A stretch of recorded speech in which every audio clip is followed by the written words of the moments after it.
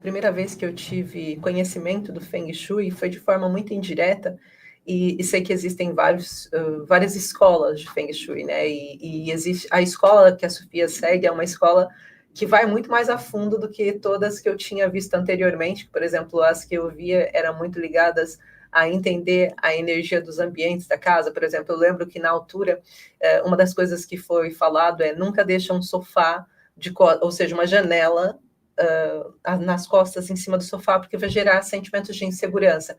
E isso falando sobre Feng Shui. Feng Shui, eu queria que você explicasse rapidamente, em breves palavras, o que é essa energia do Feng Shui, ou o que significa Feng Shui, para as pessoas que não conhecem. Imagino que é a primeira vez, né, tem algumas pessoas aqui que já me seguem há algum tempo e que podem estar assim, mas o que é isso do Feng Shui, assim como eu tive anteriormente. Então, para entender o quanto essa energia de cores, de espaço, e é super entendível, você estava falando sobre o fato da cor me influenciar, o ambiente me influenciar, e a epigenética, né, o Bruce Lipton, que é o pai da epigenética, que fala sobre o quanto, quando a gente tira, que ele fala sobre o ADN, Sofia, e quando a gente tira o ADN, a gente fala assim, geneticamente eu devo ter depressão porque meu pai tinha depressão. Na verdade, não foi porque é genético. O genético tem menos impacto do que o ambiente. O ambiente adoece muito mais do que a genética, porque foi feito isso e comprovado, ele tirou uma célula de um ambiente que era o ambiente dele, colocou num ambiente desfavorável e a célula adoeceu. E tirou aquela célula e colocou num ambiente favorável e a célula ficou melhor do que era. Então, isso está provado, que o nosso corpo, ele tem uma influência daquilo que ele vê, daquilo que ele sente, das emoções que nós temos, né? Nós falamos muito sobre isso quando na formação nós temos um módulo que é só sobre estressores ativos, e estressores ativos é isso. A pessoa que tira a minha energia, aquela pessoa que só de chegar perto me dá crise de ansiedade ou me dá depressão, as falas, o porquê que nós somos aquilo que comemos, então tem aquilo que nós falamos, aquilo que nós ouvimos, aquilo que nós comemos em alimento mesmo para dentro de nós, vai estar diretamente relacionado com o nosso estado, estar mais ansioso ou mais depressivo. Então, uma coisa vai influenciando a outra. E eu queria agora que você falasse um pouquinho do que é isso do Feng Shui, como que os terapeutas que estejam aqui assistindo, né, que já passaram pela formação, os que estão passando, ou os que vão passar, e para as outras pessoas que também já seguem a Sofia, que podem ter começado agora, entender um pouquinho o que o Feng Shui é e desmistificar essa ideia que possa haver contrária na cabeça deles sobre o Feng Shui. Então, era isso que eu queria pedir para você agora. Ele estuda a forma como a energia flui num espaço. E quando nós utilizamos a palavra energia, é a energia vital, aquela energia que nós respiramos, a energia que nos move, que nos canaliza. E muitas das pessoas acham que estas áreas são todas muito esotéricas e espirituais. E claro que estão interligadas, mas não têm nada a ver. Porque quando eu estudo a energia de um espaço, eu estou a estudar literalmente as partículas químicas de polaridade positiva e polaridade negativa e como é que elas se comportam, ou seja, estou a estudar eletromagnetismo, que é ciência. E, portanto, a energia que nós estudamos na casa das pessoas é esta. Eu, quando estudo a forma como o Sol bate numa janela e entra numa divisão e como transforma a energia lá dentro, eu estou a estudar a energia solar. Quando eu estou a perceber como é que a energia da água e das emoções se comporta, e até mesmo a água, o sítio onde temos o lava-loiças, a casa de banho, outras águas que temos na casa, eu estou a estudar o quê? A energia da água, não é? Quando eu estudo, por exemplo, a forma como as pessoas circulam na casa, o vento que elas produzem, eu estou a estudar energia eólica, ou seja, tudo é energia, mas a forma como ela se comporta tem a sua influência. Portanto, como diz a lei, não é? Nada se cria, tudo se transforma.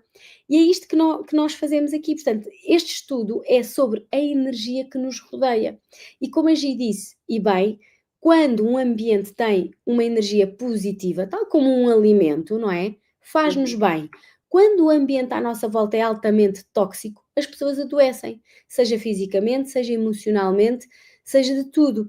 E geralmente as pessoas que se nutrem bem, seja a nível alimentar, seja a nível de comunicação, seja a nível do ambiente que está à volta delas e seja até ao nível das pessoas das quais elas se rodeiam, isso vai fazer com que elas se sintam melhores ou piores e tenham uma vida melhor ou uma vida pior.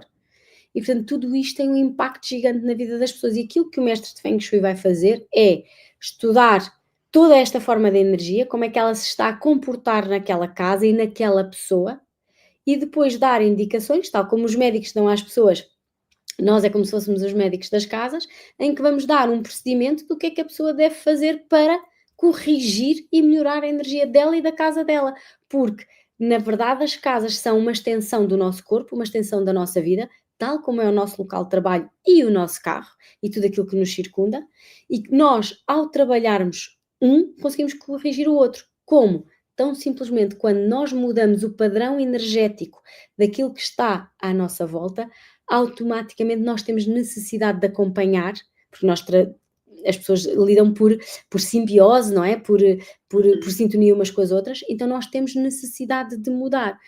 E um exemplo muito claro disto, que não tem a ver com depressão, mas nós percebemos aqui como é que isto acontece. Vamos imaginar uma grávida. Por norma, as grávidas, das duas uma, ou fazem obras na casa ou mudam de casa. Porquê?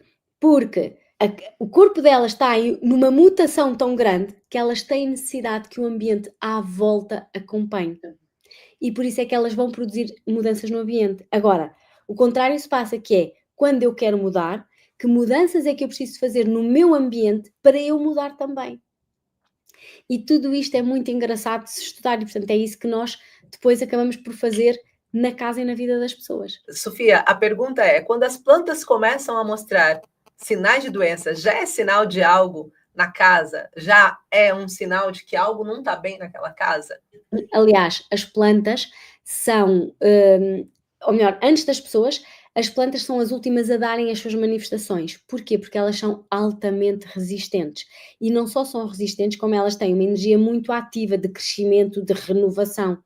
E então, quando uma planta dá sinal, é quando a coisa já está, de facto, bastante debilitada e delicada. Porquê? Porque ela já não conseguiu ultrapassar a sua autorregeneração e já está a dar sinais. E as plantas são um bom sinal. Os metais a oxidarem são outro excelente sinal. O excesso de cotão, casas que ganham pó excessivo, não que tenha a ver com a poluição, é um pó excessivo também. Casas que ganham umidades, por exemplo, casas todas viradas a sul, que deveriam ser quentes, cheias de umidade, tudo isso são sinais que se começam a manifestar na vida das pessoas. Sim, tudo isso são sinais de que algo já não está bem. Outra coisa que pode acontecer também são, às vezes, questões estruturais. Paredes que começam a rachar, porque a casa dá muitos sinais. Ela comunica connosco. E as pessoas às vezes acham que isto é um bocado estapafúrdio, mas não, porque de facto os materiais, e eu como engenheira química sei isso muito bem, não é? Tudo o que é material é composto por átomos e moléculas. Ora, e o que é que eles têm no seu interior? Eletrões, prótons, não é? Tudo aquilo vibra. Então, uma mesa de madeira tem uma determinada vibração, uma mesa de vidro tem outra, e portanto, isto emana, aliás, há estudos que comprovam a forma como nós até falamos com a água, que ela absorve a energia, não é? E então, até quando as casas começam a ter, por exemplo, grandes problemas de eletrodomésticos, sem que tudo se avaria, curto-circuitos, tudo isso são sinais de que algo não está bem. Nossa, muito bom saber disso. Muito bom saber disso mesmo, porque a gente tem que começar a ficar alerta. E assim como a Sofia falou, eu quero também trazer esse alerta da saúde mental, que é algo que eu queria muito que a gente fizesse essa live justo para ter essa troca. E estamos a falar a mesma coisa. E, de fato, quando o nosso corpo começa a dar sinais físicos de que algo não está bem, é porque algo lá dentro já gritou muito. E muitas vezes são as nossas emoções, muitas vezes são aquilo que a gente está tapando, né? Tem um dos pontos, Sofia, também, que acaba acontecendo, que são aquelas pessoas que elas parecem que passeiam garfo. Eu costumo dizer que é a síndrome do passear o garfo. Elas fazem aquele prato bonito, mas depois não apetece comer, é como se ficasse passeando o garfo, mas não põe na boca. Estão com dificuldades de engolir, literalmente, coisas. E quando a gente fala de dificuldade de engolir coisas, não só alimentos, estamos a falar de palavras, de energia, do que está acontecendo do lado de fora, de estar num ambiente ruidoso, um ambiente difícil, e o quanto isso começa a despertar no nosso corpo situações cada vez maiores de sintomas físicos cada vez mais agressivos, né? De dentro para fora, o nosso corpo ele tem necessidade de falar, né? A ansiedade, a depressão, elas são traumas emocionais que foram vivenciados normalmente em solidão, a dificuldade da expressão, né? A amígdala e a amígdala cortical, que está aqui no ponto aqui, ó, bem nesse pontinho aqui debaixo da linha do pescoço, nós estamos a falar de um processo em que eu tenho dificuldade de expor a minha opinião, mulheres que muitas vezes se calam, que aceitam qualquer coisa e que têm dificuldade de entender o que está acontecendo consigo, mas se doem quando alguém fala uma palavra de desvalorização, por exemplo, né, no processo da desvalorização, aquilo que faz com que eu me sinta menor, com que eu me sinta humilhada, e daí vai desenvolver a carência emocional que muitas vezes vai fazer com que eu tenha um padrão de alimentação de aconchego, ou seja, tudo que libera para mim uma sensação prazerosa, seja chocolate, seja hidratos de carbono, seja processados, né? Eles vão trazer aquele conforto momentâneo. E aí eu estou tentando tapar um vazio, um buraco na parede. E esse buraco, quando a Sofia estava falando daqui do Feng Shui, estava pensando nessa questão, né? Quantas vezes a gente não tem buracos vazios na nossa própria casa e que também precisam ser preenchidos, mas não é preenchidos com qualquer coisa.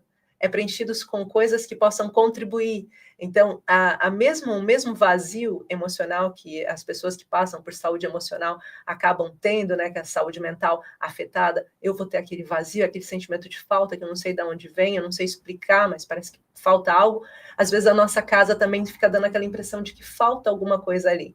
Mas saber o que colocar é o primeiro passo, porque você colocar algo errado pode atrapalhar toda a energia, tanto interna quanto externa. Isso falando de relacionamentos tóxicos. Então, com um relacionamento tóxico, eu vou piorar a minha ansiedade, a minha depressão. Um pai opressor, uma mãe opressora, um casamento narcisista, eu vou piorar a minha energia, porque eu tentei cobrir um vazio emocional com algo tóxico.